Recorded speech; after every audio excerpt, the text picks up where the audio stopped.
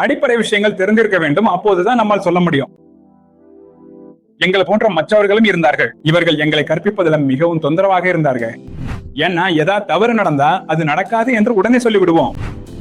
எனவே சில நேரங்கள்ல போர்ட்லயே அந்த பிரச்சனையை தீர்ப்போம். இந்த ஏரியா ஸ்டீல் இவ்வளவு என்று கிடைத்தால் மொத்தம் 4 மீட்டர் பீம் இருக்கு, ஏரியா ஸ்டீலை பார்த்தால் அது தவறு என்று உடனே சொல்லிவிடுவோம். ஏன்னா அது அவ்வளவு வராது.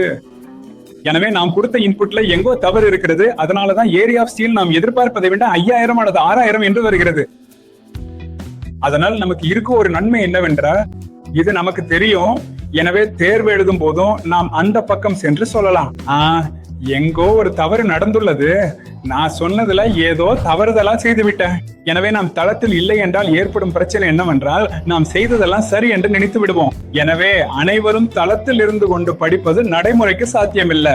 நம்ம பொறுத்தவரை அப்படி ஒரு நன்மை நமக்கு கிடைச்சிருந்தது. பிறகு ஏதாவது கேட்க வேண்டும் என்றால் என்னிடம் கேட்டால் நான் விளக்குகிறேன். இனி இது முடிந்த பிறகு உள்ள விஷயங்களாக இருந்தாலும் எங்கே எந்த மென்பொருளை நீங்கள் கற்க வேண்டும். இப்போது இதில் வருவது CAD மற்றும் STRAD ஆகியவற்றை தான் முக்கியமாக கற்றிருப்பீர்கள். பிறகு எக்ஸல் நன்றாக தெரிந்திருக்க வேண்டும். விம் நன்றாக கற்றிருக்க வேண்டும். அதாவது ரெவிட் கட்டாயம். அதாவது ரெவிட்ல உள்ள ஒரு கோப்பு தான் நாம் செய்த அதே கோப்பு தான் மின் பொறியாளரும் செய்கிறார். அதையே தான் இயந்திர பொறியாளரும் செய்கிறார். அதையே தான் லிப்ட் ஆட்களும் செய்கிறார்கள்.